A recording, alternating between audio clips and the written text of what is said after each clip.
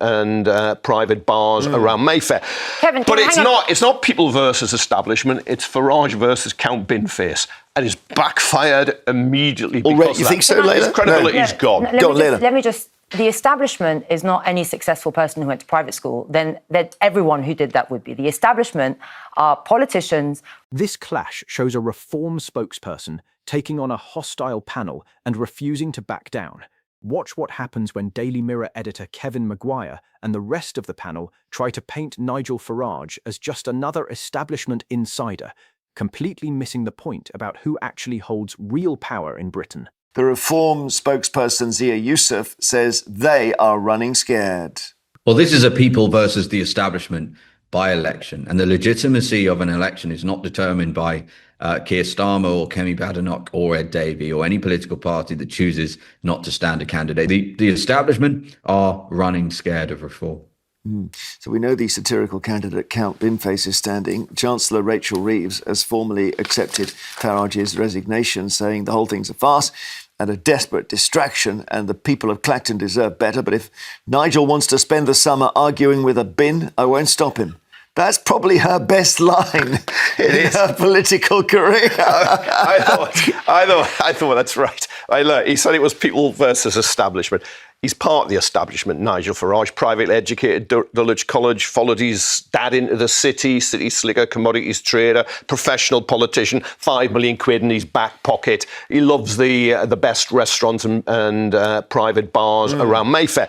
Kevin, but it's not people versus establishment. It's Farage versus Count Binface, and it's backfired immediately. Already, you think so, Laila? His credibility's gone. Let me just. The establishment is not any successful person who went to private school. Then everyone who did that would be. The establishment are politicians, quangos, institutions and journalists who have controlled the country for the past 30 years against sometimes the will of the people. And you cannot deny Nigel has been... I'll keep me laugh. I'll hold me laugh. Yeah, Nigel has been fighting that establishment as an outsider for the past 30 years. But we can give Laila that, can't we? I mean, that's not... Why can't you concede that? My friend is... Does it matter? Don't need to shout about it. Nigel Farage is more of an establishment figure than Keir Starmer, Andy Burnham, Kemi Badenoch, Zach Polanski, or Ed You have no Davey. idea what the people think of the establishment. But it's not. Create. So any successful banker is the establishment. Any successful banker who went to a private school. You create an idea of the establishment, take yourself out, when the top of Reform is packed with people from a financial elite. You've got Richard Tice, hereditary property developer. Zia Youssef used to be Goldman Sachs. We just saw him. Nigel Farage, the professional politician and city trader who now hangs around. So, Kevin, you are mistaking success with the establishment. They had no control in the way this country has been governed in the past 30 years. That's what the establishment is. You don't have to be rich or successful. You have had to have controlled this narrative, policy, and the way this country is run. Here's the trick the media keeps pulling, treating personal wealth as if it's the same thing as institutional control. It isn't. And the panel wasn't finished. Next, they tried framing Farage's Clacton by-election as nothing more than a way to dodge scrutiny back in Westminster. Watch how fast that argument gets turned around. I mean, I was talking yesterday to Ed Davey, the Lib Dem leader, and I said, describe this speakerphone call where it's you and it's Kemi and it's Keir and they're all palling up and saying, let's all have a wheeze and not stand. It's obviously a concerted thing by the other parties. Yeah, because they're not going to play his game. Which is, doesn't that suggest he's right when he says it's all one party? Because he's having his little stunt, his little gimmick, because he knows what's coming down the line over his £5 million. Posh George support, possibly two. T&C's applied, denials. I accept that, and nothing has been found formally in Parliament. But he sees what's coming down the line, where the chances are, I would say the odds are, and I've watched this right through politics over decades, he's going to get a hefty suspension because of the size of the secret gift, and then there would be a by-election. So he wants to fight his own by-election now. Then if he's found guilty... Does he again? But then he'll say there's no point having another by-election. No, he won't. Well, he's not saying... There are two... His credibility's gone. There are two questions at play, right? Did he breach the rules? And that's the parliamentary standards. And when that ruling comes out, Nigel will be very happy to abide with it and Parliament will deal with it. The other question is, he goes to the people of Clacton, he says, you've seen everything that's been written about me and there's enough out there. do you still want me to be your MP?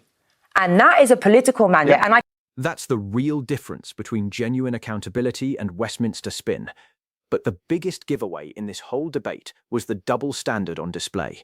The panel openly respects a by-election when an establishment politician calls one, but mocks the exact same move when a populist does it.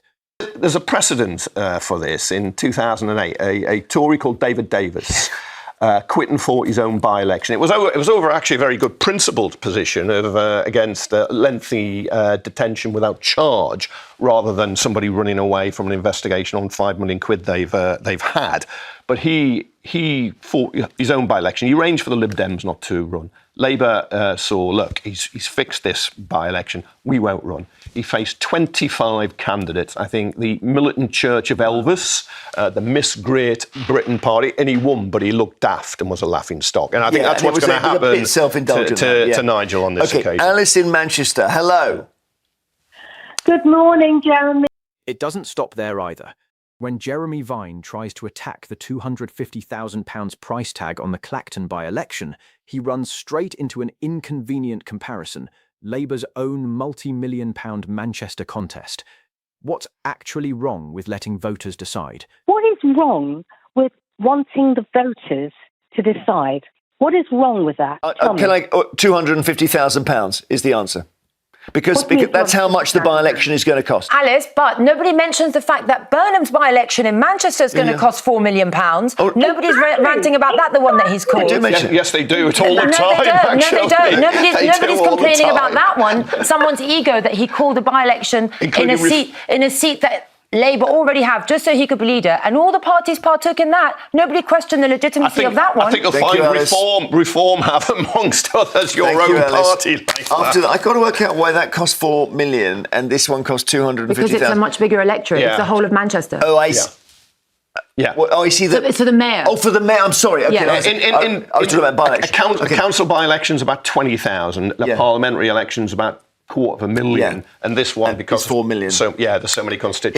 Finally, the panel tries one last angle, pushing on why Reform's own defectors didn't force by-elections themselves. Watch how easily that gets answered, with a clear explanation of exactly why the Conservatives lost their mandate in the first place.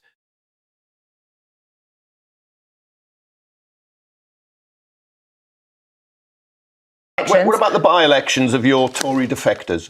So you believe in democracy. Should they have all fought by-elections? Should Jenrick, Braven, Rossendale, Kruger, should they have all fought by-elections? I'm sure some think they do and some think they don't. What do you think? I think no. I think because actually... you don't believe in democracy? I don't. It's a different thing. So this is a general election. People elected Conservative MPs have now got Reform MPs. You don't think they should have to fight by-elections? No, because actually they voted for Jenrick on the premise and on the policies that Conservatives promised they would do, and they didn't. You've just undermined everything you said. And only Reform is delivering those promises. No. But terrible double standards. it's not double standards. But this is a general election of how the country will be run. We're talking about the by-election, you say, is democracy. The general election is democracy. Kevin said, well, why doesn't Jenrick stand in a by-election when he changed parties? And you don't think he needed to. So all he's pointing out is there's a double standard. And I understand your argument. Yeah. What I'm saying is that they felt that they ran on a Conservative ticket on promises that the Conservatives promised and didn't do. Put it to the voters. But isn't there a point at which you guys are... This is a masterclass in calling out media bias. The legacy press keeps trying to brand populist leaders as elites, hoping nobody notices who's actually running the quangos, the civil service and the institutions behind the scenes. They'll applaud a by-election when an establishment figure calls it out of principle, then sneer the moment a populist does the same thing. And when it comes to cost, they'll complain loudly about a local Clacton by-election while staying dead silent on Labour's own £4 million vanity vote in Manchester.